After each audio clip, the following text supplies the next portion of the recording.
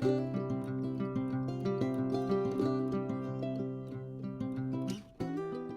friends, thanks for joining me today to learn the German twisted cast on. I'm going to show you the German twisted cast on here. This is what it looks like on my Fairlea hat. You can see these little bumps here at the bottom of the knits and at the base of the pearls. You can't even see them. It's a lovely cast on if you're working in ribbing or pearl, or if you just want a lovely stretchy cast on. So let's set that aside and talk about how to make it.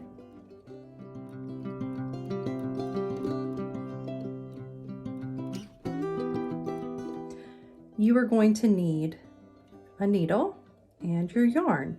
To prep the yarn, you need a tail for this one, and you need to figure out the length of the work that you're casting on. So for example, let's say I want to cast on something that is going to be 9 inches wide. I want 4 times that length. So here's about 9 inches. Then I'm going to double that. Remember, I want 4 times. So I will double that. That will give me 4. So here is where I need to start. I will bring my working tail toward me. Sorry, my tail toward me and my working yarn away from me. Now I'm going to set it down for a second and show you when you pick this up. This is a slingshot type of cast on. So you want to put thumb and finger through, bring it up over, wrap these 3 fingers around on the bottom to hang on to it. You want a nice even tension, not too loose, not too tight. Now you could start this with a slip knot. I generally don't start with a slip knot. I prefer the tension, but if you do like a slip knot, please feel free to start with that right now. So you would start with a slip knot or do what I'm doing now. Hold it here. Remember, our tail is toward us and our working yarn is away from us. Take your needle, bring it around and through from the left. Bring up, twist it around, and there we go. We have our tail off here to the left and our working yarn off to the right. There we go. Now to begin this, we're going to want to hang on to this stitch. It's our first stitch, and as we do it, the stitches on your needle tend to want to come off. So I'm going to hang on to that, and I'm going to bring my hands more like this. I'm going to be coming under these two. So bring the needle toward me under both strands around the thumb, and then back down in between them. Bring it back toward me, and I need to gather up the working yarn. I have it gathered, and I need to bring it back down through here. If your thumb is up, this is twisted. So you have to bend your thumb down just a bit and bring the needle down through, and let that yarn, after you get through there, let that yarn come off of your thumb. Use your thumb to pull it to a nice tension there. You don't want to yank too hard, but you do want it nice and even. Okay, that's all there is to it. Let's try this again. I'm going to hang on to these stitches so I don't lose them. I have my slingshot. If you need to reset it throughout this, you might need to. Sometimes that thumb gets a little bit loose, so you'll need to reset it. This tip needle is going to come toward you, back under both thumb strands, down in between, and back toward you. It sort of makes a figure 8. Now you have to gather up the working yarn here, gather it, move your thumb around and go in between those two, out, let your thumb go, and pull. Again, if you need to tighten that up a little bit, you can. We have 3. Let's do this again. Okay, needle tip comes towards you, under both thumb, in between, and back towards you. Gather up the working yarn and twist your thumb while you go in between those two and pull. That's it. Again, down and under, in between, back towards you, gather the working yarn, twisting your thumb, go back down in and pull it tight. Under both, back down through the middle, gather your working yarn, twisting your thumb, go back down through, tighten up. Now I'm going to pause for a second to let you look at this. You'll see we have our line of things here, but we also have the bumps here. That's how I keep track for myself when I'm making this cast on. That's how I make sure that my tension is staying even and then I'm keeping everything right where it needs to be.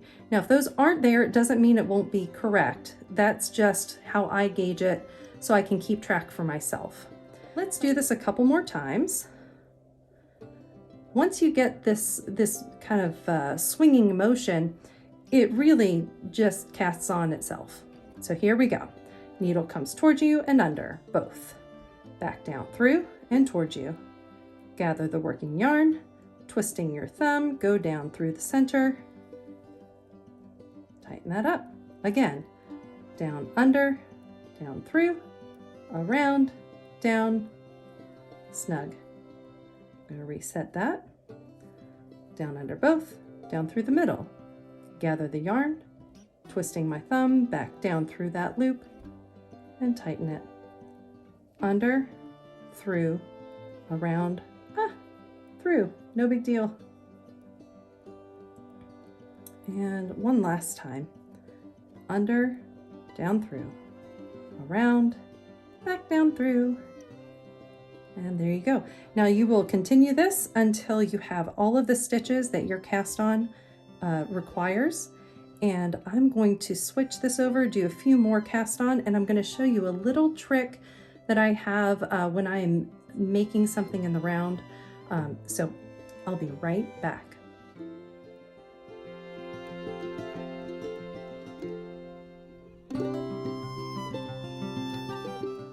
All right, we are back, and I went ahead and cast on the rest of my stitches, and I transferred them onto a 9-inch circular. Now, a note on needles: when you're first learning this cast on, I would suggest that you use a DPN, a straight needle, or if you're using circulars, make sure the needle is at least 4 or 5 inches long. These 9-inch circulars are adorable and wonderful for small circumference, but when you're trying to learn this cast on, this teeny tiny little needle, it can be a little difficult. You can do it, but once you get that action down, I think of it sort of as a dance. It's very fluid, and once you get it and you have it in your fingers, it's much easier. But when you're first learning this guy, it's nice to have something that the back of your hand can kind of control. But I want to show you when you are joining in the round. This is a little trick that I learned years and years ago, and it is how I start my hats unless I just can't do it for whatever reason. So I have 60 stitches here. Let's say that my pattern calls for 60 stitches. I'm going to need my tail up here toward me and my working yarn here. And I've made sure that my stitches aren't twisted. I'm ready to go. But before I start knitting, I'm going to transfer the first stitch over here, and I'm going to cast on one extra.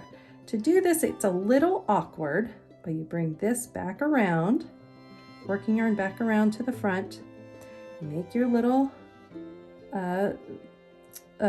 slingshot, needle down, through, around, through, and down. Now this is an extra step, and if this is one that you want to skip, please feel free to. I just love how this closes up this gap here. So now I have 61 stitches. When I'm done, I will be back down to 60. I will knit all the way around, or knit and purl, whatever the pattern is. And when I get back to these 2 stitches, whatever that last stitch is, I'm going to knit 2 together or purl 2 together. It doesn't always work out, but if it fits into your pattern, it's a really lovely way to get that from having a gap, and then this edge becomes much nicer. I'll go ahead and do my ribbing around, and I'll show you that last stitch. Hang on one second. Okay, and quick as a wink, I am back. I have knit a 1x1 rib all the way around, and I'm ready to knit my last, actually I'm going to purl my final stitch of this round. So if you look at this, this was the first stitch that we cast on, and this was the very last one that we cast on this side. We have our tail still here to the front. I'm going to keep that right in place. Get our working yarn, bring it to the front so we can purl two together. You bring it through, purl, off, and you're done. So now you can't see that stitch because it's up behind, and you've closed a gap. Sometimes when you are knitting in the round, you'll have a little gap there at the beginning. And after you finish, this yarn, you see the tail is kind of off to the side. And if you look at this, you'll see how you have these guys that come up from the center and go down, come up from the center, go down under, and you can mimic that. You put your tail on your darning needle and you will bring it over because it's in the middle like all these other guys. It's in the middle, and then if you come up down below and then, you know, finish binding off, but weaving in your end, but it will come down through and it will just blend right in. You'll never know it was there. So there it is, the German twisted cast on from beginning to the next row. This is how I do it. I hope that you have enjoyed learning this, and I hope you make a lot of wonderful projects using this cast on. Thanks for joining me. Bye.